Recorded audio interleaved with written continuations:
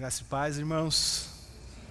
Muito feliz de estar aqui novamente, de poder reencontrar alguns amigos, de poder também compartilhar um pouco do que a gente tem aprendido da Sagrada Escritura. Mas antes eu queria, como de costume, falar de um livro, sabe, daqueles que você não pode passar dessa vida para outra sem ler.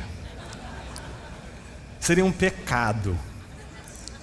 Chama-se Treliça e a Videira. Esse livro foi um dos livros sobre discipulado que mais marcaram a vida nesses últimos anos. Eu acho que boa parte da reflexão, principalmente da segunda parte da reflexão que a gente vai conduzir amanhã, é fruto da influência de muitas das ideias presentes aqui nesse livro. Eu queria indicar com muita ênfase A Treliça e a Videira, Mentalidade de Discipulado que Muda Tudo, do Colin Marshall e do Tony Payne. É um livro que vai trabalhar sobretudo sobre essa questão da treliça e da videira, das estruturas e da videira. O que é mais importante? Não é que a gente tenha que escolher entre um e o outro, um em detrimento do outro, mas entender que, a despeito da necessidade de ambos, um é mais importante. Porque do que adiantaria a gente ter uma videira de ouro, brilhante, sem vida, sem videira? Então esse é um dos livros que eu gostaria de indicar com muita ênfase. Você não pode passar dessa vida para outra sem ler. Eu queria tratar do nosso tema de hoje, mas antes eu queria expressar minha gratidão a 3 pessoas que são muito importantes, têm sido muito importantes na minha vida. A primeira delas é o pastor Mark Dever.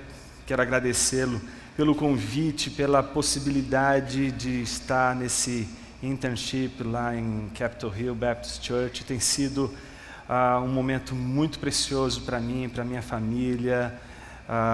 Eu acho que eu nunca estudei tanto sobre igreja como estou estudando nesses últimos meses, estudando e ao mesmo tempo vendo o trabalho incansável de alguém que não construiu, não edificou uma igreja da noite para o dia. O que vocês ouviram hoje é claramente perceptível quando você visita essa igreja, a igreja desse irmão. Eu estou muito feliz de poder conhecer, e quando ele citava as pessoas hoje aqui, eu conseguia lembrar dessas pessoas lá e ver que essas pessoas são reais, não são fictícias. Isso é maravilhoso. Obrigado, Dever, por essa grande oportunidade que você deu para a minha vida e para a minha família. Queria agradecer o Rick pelo encorajamento, né? Ele chegou e disse para mim: você pode, você vai fazer. E eu falei: bom, então vamos. Eu quero agradecer a Fiel pelo convite de estar aqui nessa conferência. E eu também queria agradecer a um pastor querido, que é o pastor Ken Davis, que está aqui. Ele tem sido um dos amigos importantes na minha vida. Ele tem me ensinado a seguir a Jesus. E para mim é uma grande honra poder caminhar do seu lado, pastor. Obrigado. E eu quero externar essa gratidão também à Vida Nova, porque ela, pela segunda vez, me concede um sabático para poder aprofundar mais o conhecimento, e eu não sou fruto de outra coisa senão dessa graça de Deus, dessa bondade maravilhosa que eu não sei explicar e que não julgo ser merecedor. E é sobre isso que eu queria falar hoje, sobre essa graça maravilhosa que está por detrás de tudo o que a igreja faz. Eu queria convidar você a abrir sua Bíblia em Lucas, capítulo 14. Versículo 25 ao versículo 35. Deixa a sua Bíblia aberta nesse texto. Deixa eu explicar para você o que a gente vai fazer hoje. Eu dividi a nossa exposição em 2 partes, 2 grandes partes. Na primeira parte, eu vou me dedicar a explicar o problema que envolve o tema, o custo do discipulado. Para isso, a gente vai tentar entender do ponto de vista bíblico o que significa custo E também a gente vai tentar entender do ponto de vista bíblico o que significa discipulado. Ao entender do ponto de vista bíblico o discipulado, a gente descobre que existem pelo menos 2 sentidos de discipulado. Nós vamos trabalhar o primeiro sentido hoje, na segunda parte da exposição, que é uma explicação desse texto de Lucas que nós vamos fazer. E amanhã nós vamos encerrar nossa reflexão com a explicação do segundo sentido de discipulado, que é o que a gente vai tratar, portanto, nessas 2 etapas da nossa reflexão. Gostaria de convidá-los à leitura de Lucas, capítulo 14, versículo 25 a 35, diz o seguinte: uma grande multidão ia acompanhando Jesus.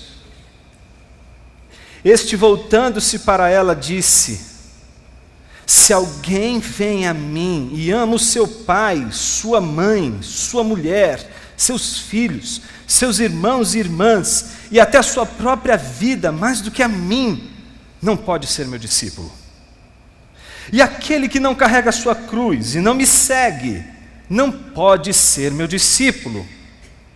Qual de vocês, se quiser construir uma torre, primeiro não se assenta e calcula o preço para ver se tem dinheiro suficiente para completá-la? Pois se lançar o alicerce e não for capaz de terminá-la, todos os que a virem rirão dele, dizendo: este homem começou a construir e não foi capaz de terminar. Ou, qual é o rei que, pretendendo sair à guerra contra outro rei, primeiro não se assenta e pensa se com 10.000 homens é capaz de enfrentar aquele que vem contra ele com 20.000? Se não for capaz, enviará uma delegação, enquanto o outro ainda está longe, e pedirá um acordo de paz. Da mesma forma, qualquer de vocês que não renunciar a tudo o que possui, não pode ser meu discípulo. O sal é bom, mas se ele perder o sabor, como restaurá-lo? Não serve nem para o solo, nem para adubo, é jogado fora. Aquele que tem ouvidos para ouvir, ouça. Em geral, quando a gente fala sobre custo, e esse é o nosso tema, o custo do discipulado, em geral a gente trabalha a questão do custo pressupondo que se trata de uma reflexão sobre decisões que precisamos tomar na vida. Toda decisão que a gente toma na vida, ela é baseada em cálculos que a gente faz. Cálculos de custo, por exemplo. Não são poucos, mas muitos os que, quando precisam tomar decisões importantes na vida, calculam se elas vão ter condições de dar conta das demandas que essa decisão exige. Por exemplo, se você quiser fazer uma viagem de férias para algum outro lugar do país, ou para um outro lugar que seja distante da sua casa, você vai precisar fazer cálculos, você vai precisar calcular, você vai precisar saber se você tem condições de ir até esse lugar, se você tem condições financeiras, físicas, se você tem tempo suficiente para fazer isso.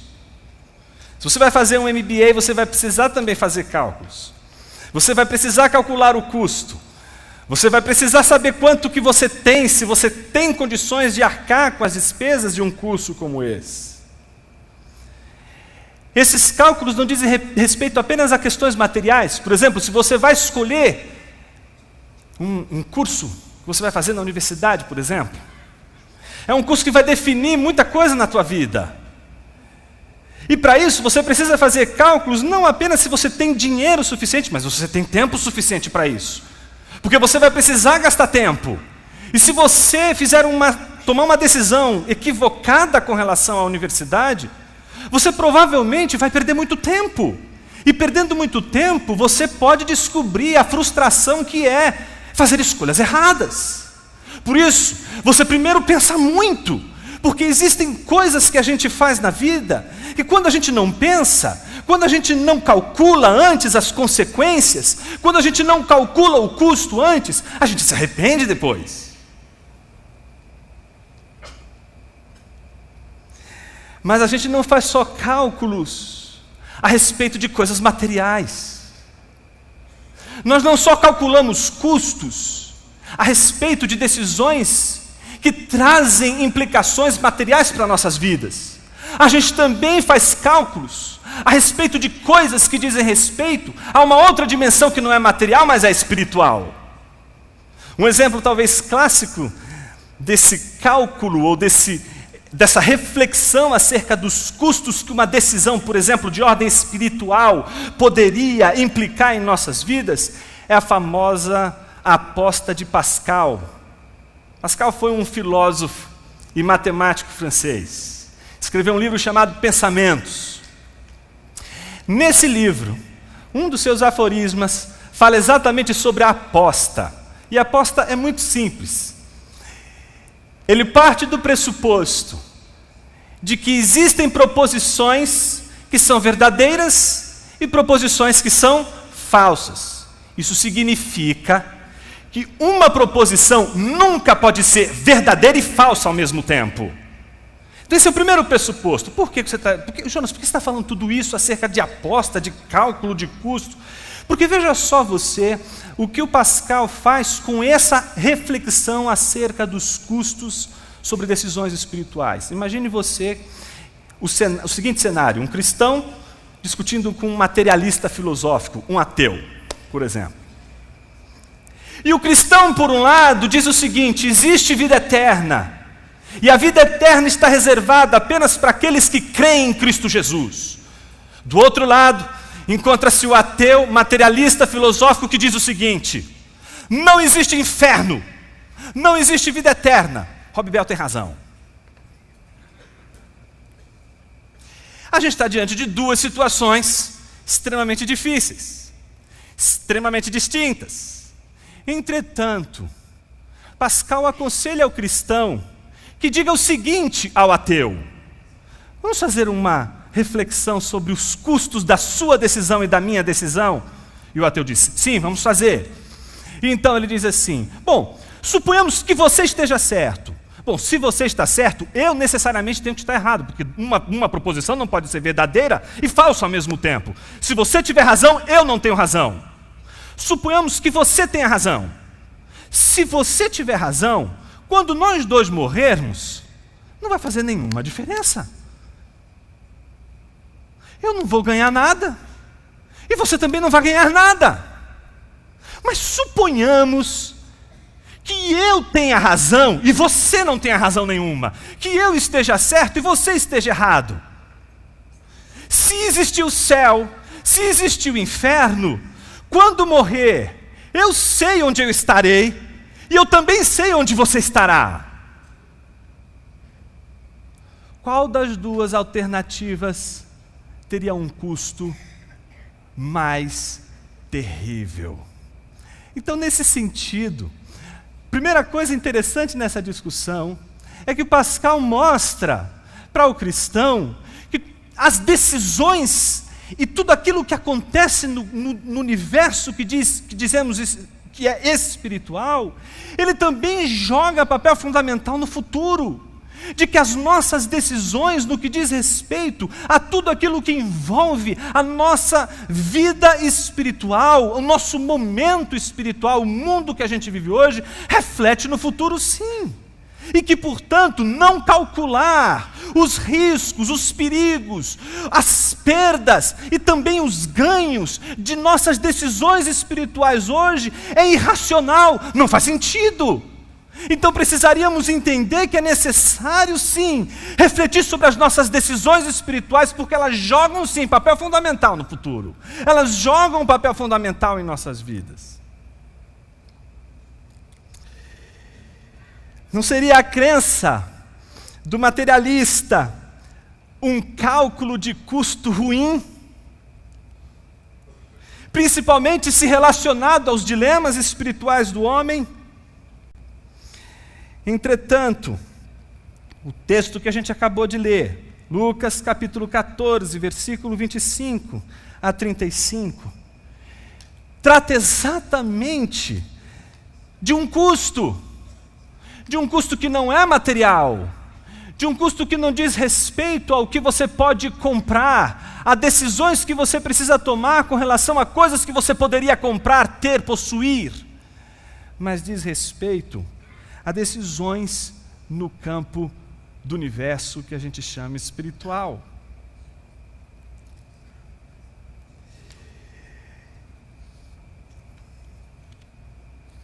Primeira coisa, o custo não é só algo que diz respeito a decisões materiais. O custo, ou a reflexão sobre o custo, diz respeito também a decisões que tomamos em nossas vidas, no que diz respeito à nossa relação com Deus. Segundo, o que é discipulado? Sabemos o que é custo, mas quando a gente diz o custo do discipulado, a gente está se referindo a um custo de uma experiência, o custo de uma experiência, de uma vivência, uma reflexão sobre uma vivência que chamamos de discipulado. A pergunta é: o que é discipulado? Quando a gente fala sobre discipulado, a gente descobre que discipulado, ele é o nome, a palavra discipulado, é uma daquelas palavras que podem se ajuntar àquele conjunto de palavras que a gente chama de homônimos, palavras que são usadas para definir diversas coisas distintas, como por exemplo o homônimo mais famoso, manga. Por exemplo, eu digo manga, o que você entende? Pode ser uma fruta, pode ser a parte da camisa, pode ser o pastor roqueiro. O que vai definir o sentido de manga é o contexto. A mesma coisa diz respeito ao discipulado. Eu estou propondo pensar sobre o custo do discipulado. Sabemos o que é custo, mas sabemos o que é o discipulado? De que falamos quando falamos sobre o discipulado? Eu acredito que a Bíblia se refere ao discipulado de duas maneiras. Isso eu aprendi num livrinho que você não pode passar dessa vida para outra sem ler. Esse livrinho aqui chama-se Discipulado. E ele começa exatamente fazendo uma distinção entre discipulado como o ato de seguir a Jesus e discipulado como o ato de ensinar pessoas a seguirem a Jesus. Então já sabemos o significado de custo, sabemos que custo é uma reflexão não só sobre coisas materiais, mas também coisas espirituais. Agora nós sabemos o que é discipulado e que discipulado tem dois sentidos. Um é o sentido de seguir a Jesus, o ato de seguir a Jesus, e o outro é o sentido do ato de ensinar pessoas a seguirem Jesus. Muitos já devem conhecer aquela obra, já considerada um clássico da teologia contemporânea, escrita por Dietrich Bonhoeffer, chamado Discipulado. Quando Bonhoeffer escreveu esse livro, o título desse livro é uma palavrinha que foi cunhada por Lutero, chama-se Nachfolge. Em alemão não existe essa homonímia. Existe uma palavra para o ato de seguir a Jesus, Nachfolge, e existe uma outra palavra, Jüngerschaften, que é para definir o ato de ensinar pessoas a seguirem a Jesus. Bonhoeffer escreveu um livro que fala exatamente sobre o tema que vamos tratar nessa segunda parte da nossa reflexão, que não é o ato de ensinar pessoas a seguirem a Jesus, mas é o ato de seguir a Jesus. Quando você lê aquele texto, o que você descobre é que a preocupação toda daquele autor é referente ao ato de seguir a Jesus. Quando você lê um livro como esse, a preocupação deste autor é diferente da do Bonhoeffer. É a preocupação com relação ao ato de ensinar pessoas a seguirem a Jesus. A tese que nós vamos defender hoje, e vai perdurar até amanhã, é de que existem dois sentidos de discipulado. Um como o ato de seguir a Jesus, e o outro como o ato de ensinar pessoas a seguirem a Jesus. Porém, o ato de ensinar pessoas a seguirem a Jesus pressupõe necessariamente o ato de seguir a Jesus.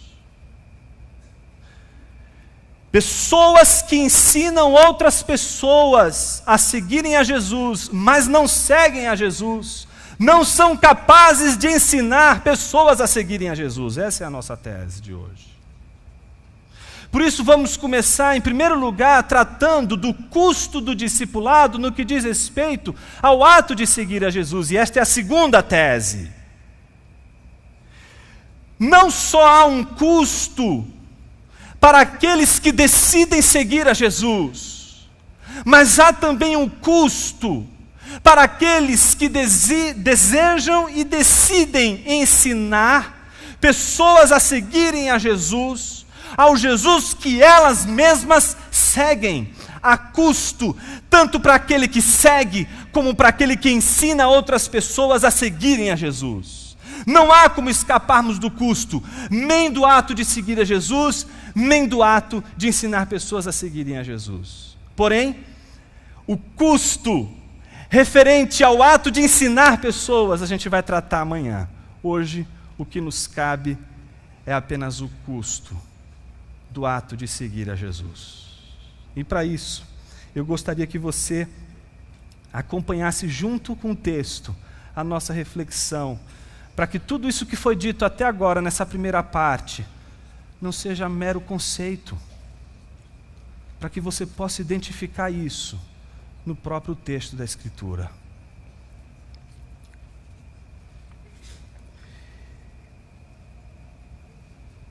Quando nós lemos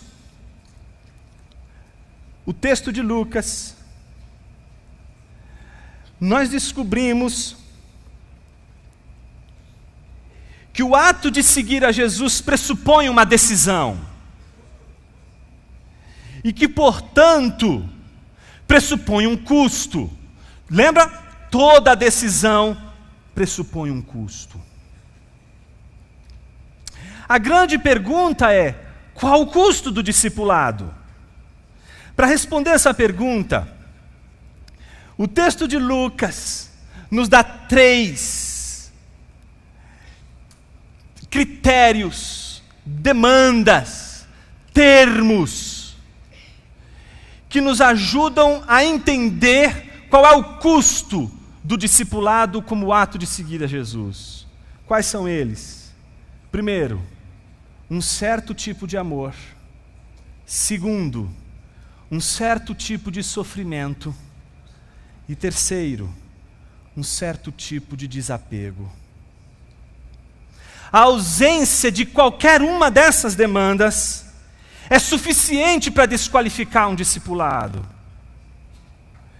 Em outras palavras, a tarefa de analisar cada uma dessas demandas, um certo tipo de amor, um certo tipo de sofrimento, um certo tipo de desapego, ela traz implicações para o ato de seguir a Jesus. E a sua pergunta naturalmente deve ser a seguinte: Jonas, de onde você tirou isso?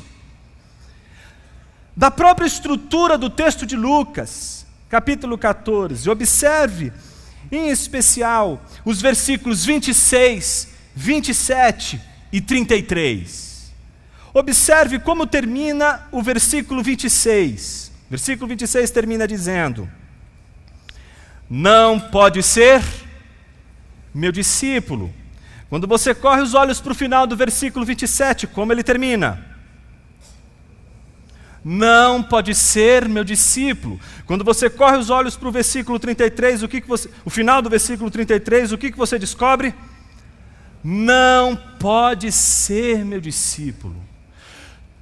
Todas as indicações que Jesus dá nesse discurso, definindo quem não pode ser meu discípulo, vem acompanhada de uma condição: se você vem após mim, se você me segue, então você não pode fazer X, Y, Z. Porque se você fizer X, Y, Z, a consequência é essa: você não pode ser meu discípulo.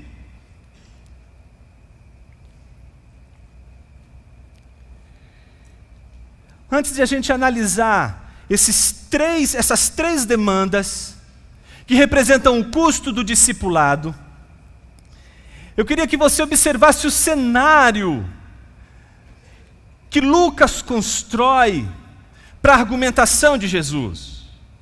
Qual é o cenário? Versículo de número 25. Uma grande multidão ia acompanhando Jesus.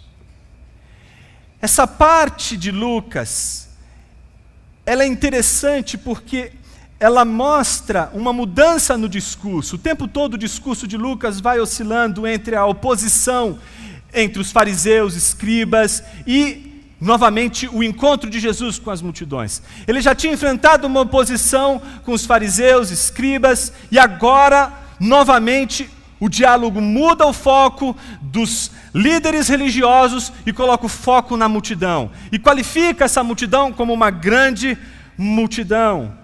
Qual é o diagnóstico que fazemos dessa grande multidão? O diagnóstico de uma multidão que caminha para nutrir um discipulado anônimo. O que a gente poderia chamar hoje de um cristianismo anônimo. Um cristianismo genérico. Um cristianismo descompromissado. Sem comprometimento. Sem custo a pagar. Sem preço a pagar. E mais, sem consciência do preço a pagar, sem consciência do custo a pagar. Eis o cenário, uma grande multidão seguindo a Jesus. Mas o que é uma grande multidão? Uma grande multidão não passa de uma zona cinzenta. É uma massa cinzenta. É uma massa indefinida. Uma multidão não tem rosto. Uma multidão não tem nome. Você não pode chamar a multidão pelo nome. Multidões não têm identidade. Multidões parecem operar numa zona neutra, numa zona cinzenta, numa zona de ambiguidade, numa zona em que não há posicionamentos. É a zona dos isentões.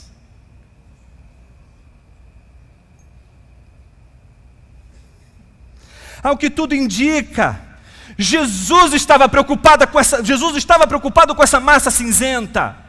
Jesus estava preocupado com essa zona ambígua, essa zona onde o comprometimento parece estar totalmente nebuloso. Prova disso é a sua denúncia da falta de consciência dessa multidão que o segue, dessa grande multidão que o segue, com relação ao custo do discipulado. O custo do que significa de fato seguir a Jesus. De que seguir a Jesus não é literalmente se embanhar no meio de uma multidão e seguir a Jesus. De que seguir a Jesus não é se perder na zona cinzenta, nessa nebulosa que é a grande multidão. É oferecer um rosto, é dar um nome, é se mostrar publicamente, é se revelar diante dos homens, é dizer, é professar, é confessar-se diante dos homens, sair da massa cinzenta e mostrar o seu nome, dizer o seu nome. É isso que Jesus quer de uma multidão, mas a multidão não sabe se comportar publicamente, não sabe confessar publicamente. A multidão se cala, ela só segue, ela é nebulosa, ela é cinzenta. Mas Jesus estava preocupado com ela. Tanto é assim, que o discurso todo de Jesus sobre o discipulado, como ato de segui-lo, não é direcionado aos 12, mas é direcionado à grande multidão. Observe o versículo 25. Uma grande multidão ia acompanhando Jesus. Voltando-se para ela quem? A multidão. Jesus está preocupado com essa zona cinzenta. Jesus está preocupado com essa massa cinzenta. Essa massa que a gente não enxerga o nome, que a gente só vê as cabeças ali, mas a gente não conhece a sua história. E ela também não se revela, não mostra a sua história, não mostra o seu nome, não mostra o seu rosto.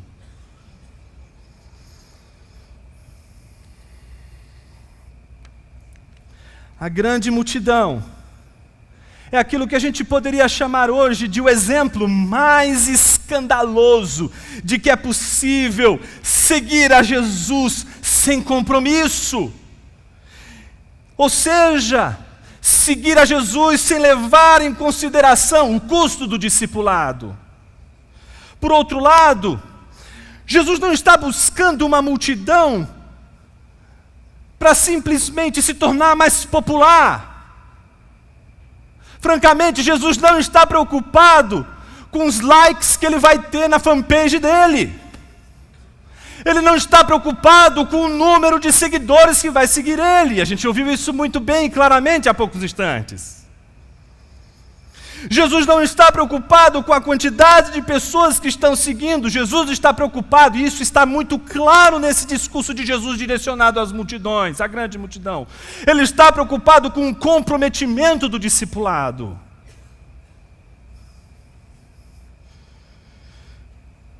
Sua santa obsessão é por comprometimento e não por números.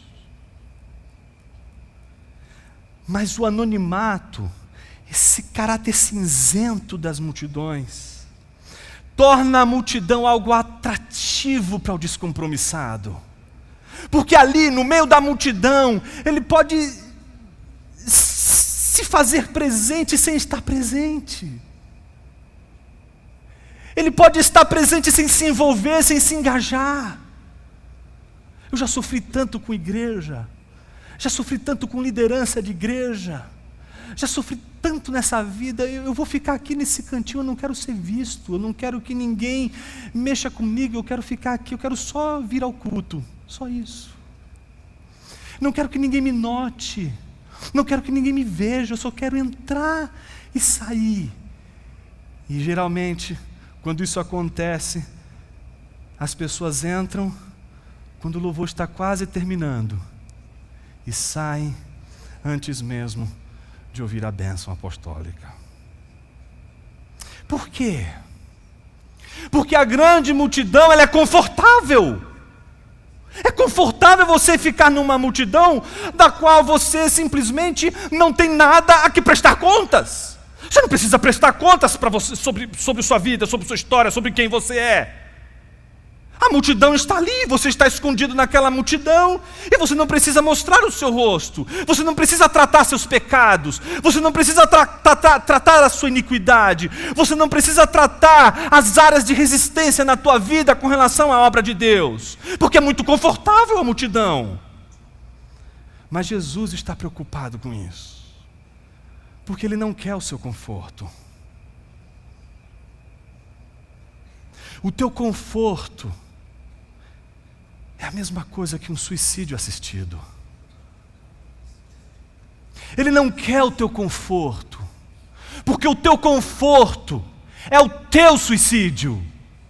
O teu conforto é a maneira pela qual você encontrou um recurso de seguir a Jesus, não mais nos termos que Jesus quer, mas nos seus termos. Como você acha que tem que seguir a Jesus? Você diz agora como você tem que seguir. Você não quer mais ouvir de Jesus o como você tem que seguir, qual a maneira que você tem que seguir, o que você precisa fazer. Não, eu vou seguir a Jesus, mas vou seguir do meu jeito.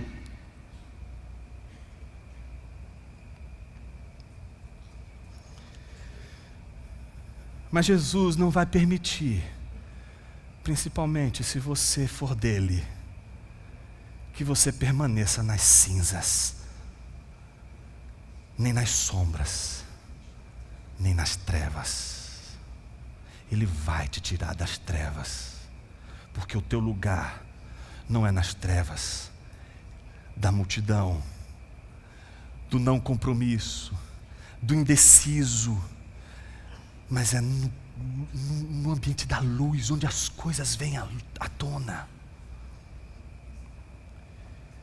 Por isso, eu acredito que quando Jesus olha para aquelas multidões, ou melhor dizendo, para aquela grande multidão,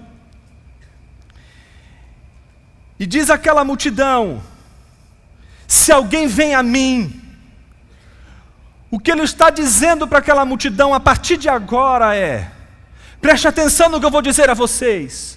Porque se vocês querem me seguir, vocês não podem me seguir de fato sem saber o que eu tenho a dizer a vocês. E aí ele vai dizer agora 3 coisas que essa multidão precisa ouvir. A primeira coisa que essa multidão precisa é descobrir quais são os termos do discipulado. Essa multidão precisa descobrir que ela não pode seguir a Jesus segundo os seus termos, mas sim segundo os termos de Jesus. De que o discipulado não é Jesus engajando-se em sua vida, mas você engajando-se na vida de Jesus. Não é você que chama Jesus para se engajar nos grandes projetos que você já fez o custo, você já pensou, você já estabeleceu, você já disse o que você vai fazer amanhã, você já escolheu o que você vai fazer depois de amanhã, você já escolheu o lugar onde você vai morar, você já escolheu o lugar onde você vai viver, e nada do que diz respeito ao Evangelho, nada do que diz respeito a Jesus, a Bíblia, a igreja, lhe foi considerado importante para você fazer as suas escolhas. No entanto, o que Jesus está dizendo é que é preciso entender que o discipulado, o seguir a Jesus, não pode ser baseado nos nossos termos. Não podemos encontrar na nossa agenda um espaço para Jesus. Não é a nossa agenda, mas é a agenda de Jesus. E é por isso que as multidões são tão confortáveis, porque a nossa agenda é muito cheia. E a agenda das multidões são confortáveis, são indefinidas. Em geral, quando a gente estabelece os nossos próprios termos, o que a gente faz? Ressignifica as coisas.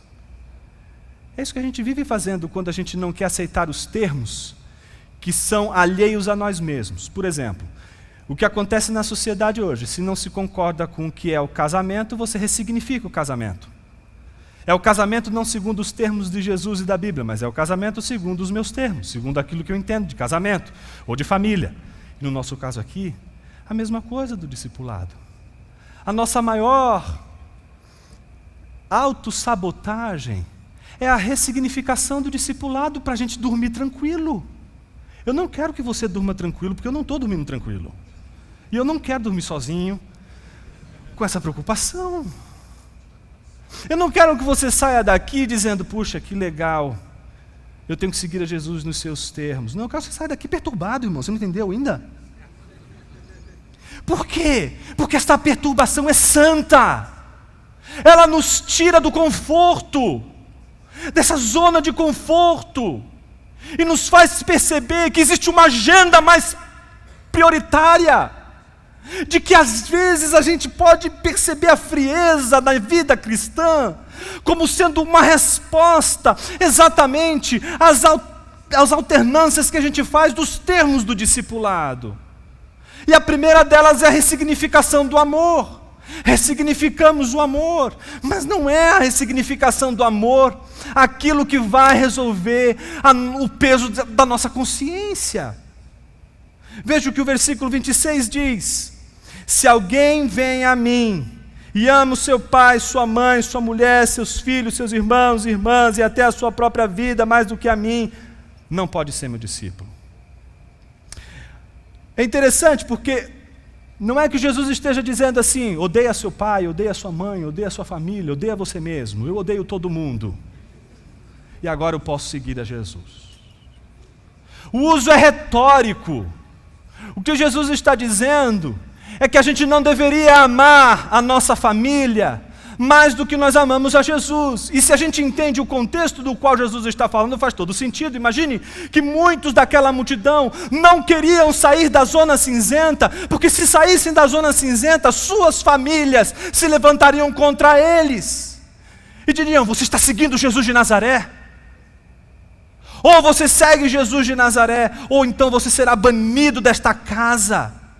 Nós lhe trataremos como um estranho, e essa perseguição ela poderia ganhar proporções incríveis, de chegar até a perseguição e oposição dos líderes religiosos, como fariseus e escribas.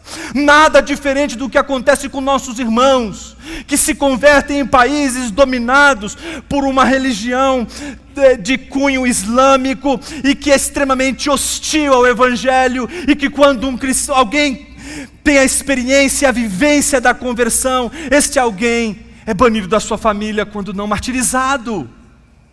É disso que Jesus está falando, de que às vezes a gente tem comprometimentos que precisam ser conscientes, não acerca do seu valor. É claro que a família é valiosa, Jesus não está criticando o valor da família, o que Jesus está dizendo é que talvez exista algo que valha mais do que nossa família.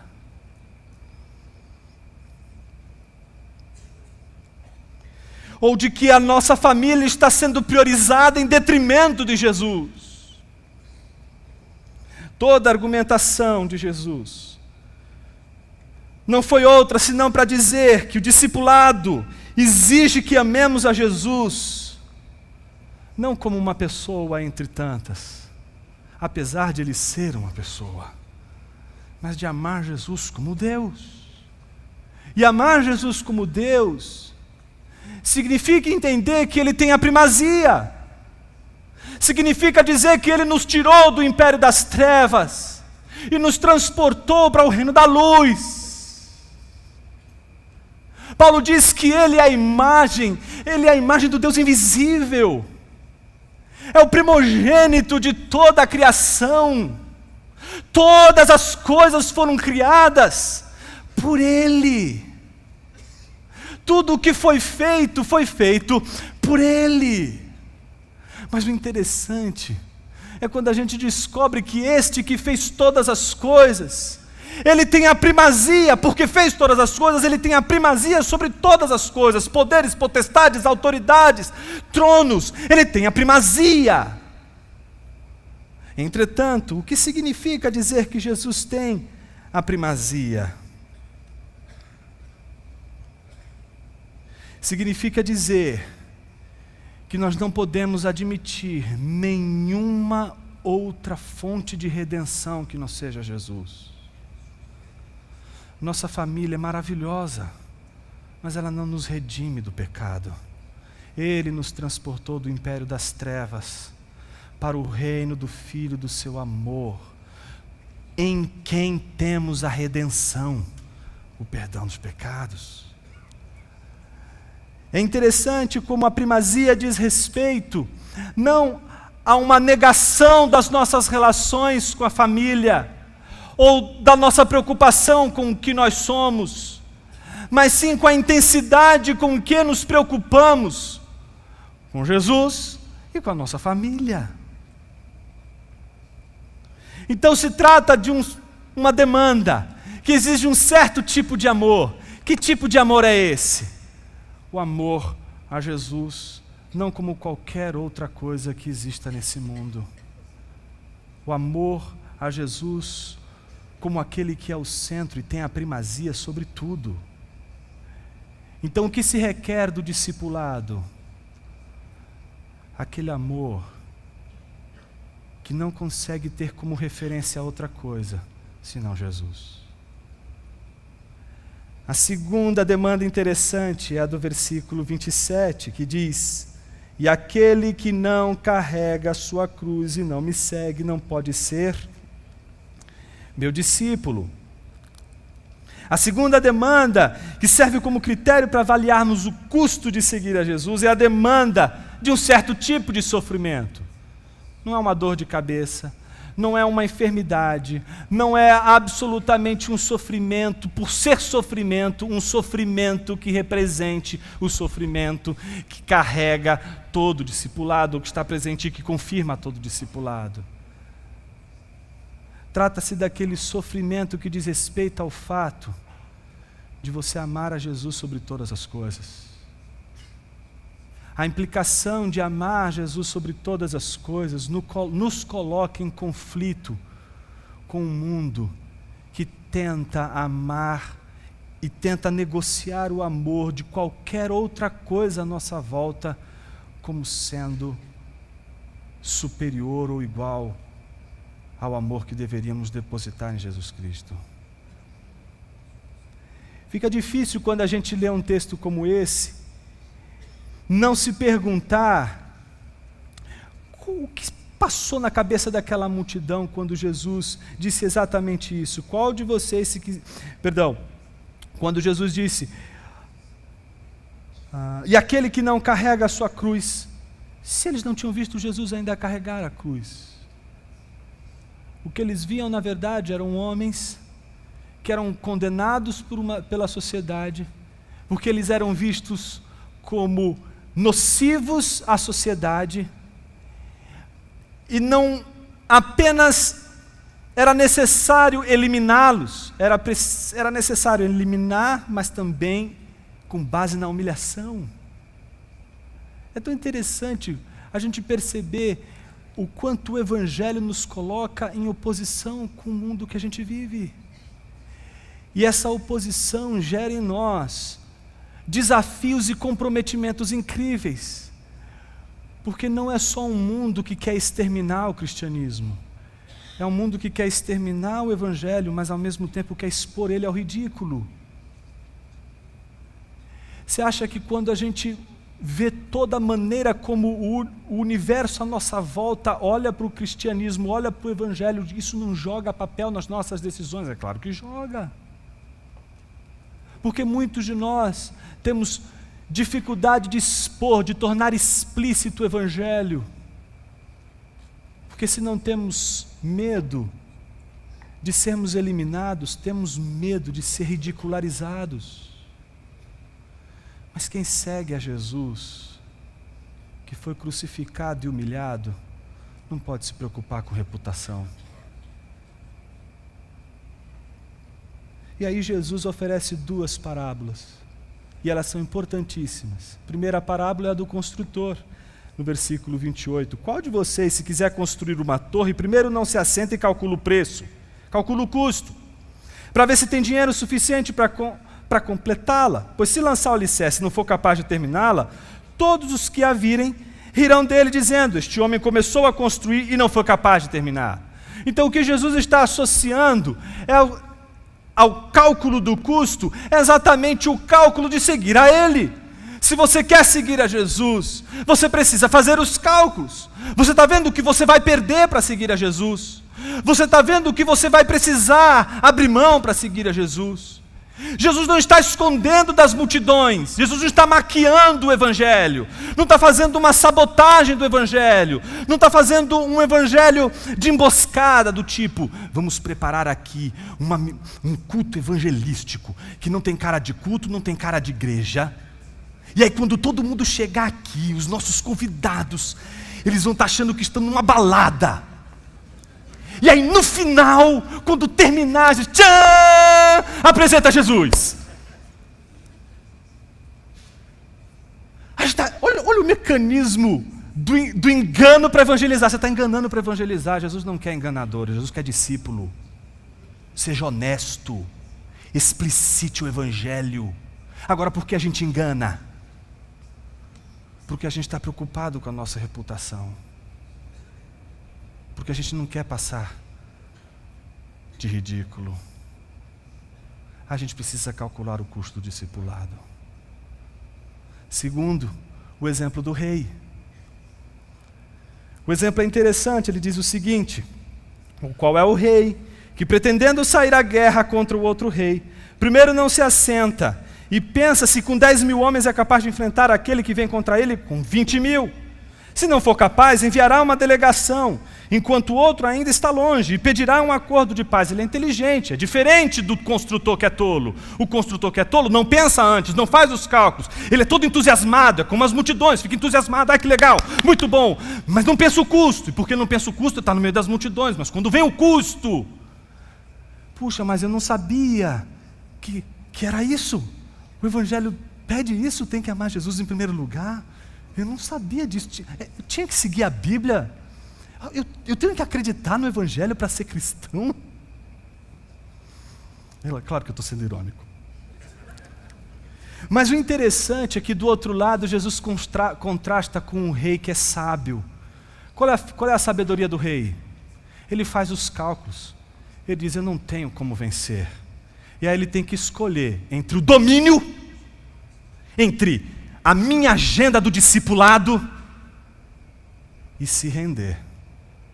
A inteligência do rei está na rendição, em abrir mão do domínio e se render. O discipulado exige submissão, irmãos.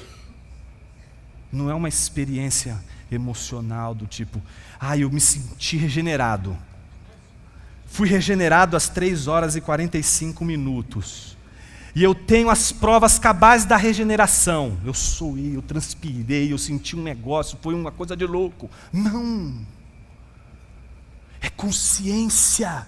Nós tiramos da evangelização a reflexão das pessoas, porque temos medo de que elas não irão aceitar ou não irão entender o Evangelho, porque elas têm que entender o custo do Evangelho. Mas com isso a gente está escamoteando e mudando o Evangelho. A gente precisa pregar o Evangelho como ele é. Ele não é popular, irmãos. Você acha que Jonas tinha uma mensagem popular para Nínive?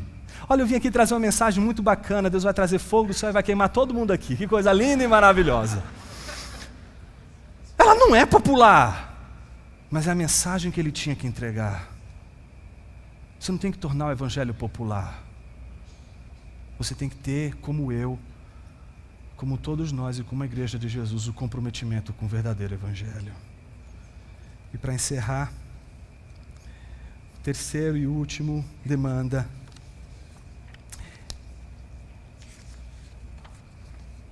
é a demanda do desapego. A terceira demanda é um golpe que termina fatal ao primeiro. Ele vai tirando família, o apego a mim mesmo, o apego aos bens materiais, aquele que não for capaz de abrir mão, até chegar aos bens materiais. Ele está tirando toda a nossa ligação com tudo que existe nessa terra, para te transformar num peregrino. Porque Jesus não te chamou de um reino para o outro para ser rei, mas para ser súdito, para se submeter a um rei. Por isso a gente não pode ter apego nenhum à família, a nós mesmos, à nossa reputação, aos nossos bens. O resultado disso é como Jesus conclui. O sal é bom, mas se ele perder o sabor, ou seja, se ele não tivesse esse certo tipo de amor, se ele não tivesse certo tipo de sofrimento e esse certo tipo de desapego, ele não vai ser discipulado. Esse ato de seguir a Jesus só vai ser ato de seguir a Jesus se ele tiver essa essência. Se ele não tiver essa essência, ele vai ter cara de sal, mas não é sal. E o que mais torna a igreja enferma nos nossos dias é o sal que não tem salidade, o sal que não tem essência, o sal que não tem comprometimento, o sal que só tem cara de sal, mas não é sal, não salga, não realiza a sua finalidade última. Eu queria terminar com uma definição do que é seguir a Jesus. Seguir a Jesus é submeter-se ao seu senhorio, amando-o como o Senhor de nossas vidas, aceitando o sofrimento que passamos por causa do Evangelho como dádiva, entendendo que Cristo é o único vínculo que precisamos nos apegar para sermos quem nós realmente somos. Vamos orar. Senhor Jesus, obrigado por Tua palavra, porque ela nos acorda do nosso sono profundo. Porque às vezes nós queremos o conforto da multidão e queremos seguir o discipulado segundo os nossos termos. Que o Senhor nos ajude a seguirmos o discipulado segundo os Teus termos. E os teus termos não é o amor como a gente entende, mas um certo tipo de amor, o amor ao Senhor sobre todas as coisas. Não é o sofrimento que a gente quer, não é a dor que a gente deseja, mas a dor e o sofrimento que está contra o nosso desejo e vontade. A dor e o sofrimento que corresponde ao serviço, ao ato de seguir ao Senhor. Não, Senhor, apenas nos desapegarmos de tudo, mas daquele desapego que faz a gente perceber que o que a gente mais tem de precioso nessa vida é o Senhor. E se a gente perder tudo? E se não tivermos mais nada? O que seremos? Seremos aquilo que seremos quando nos desapegarmos de tudo e nos apegarmos somente a Ti. Em nome de Jesus.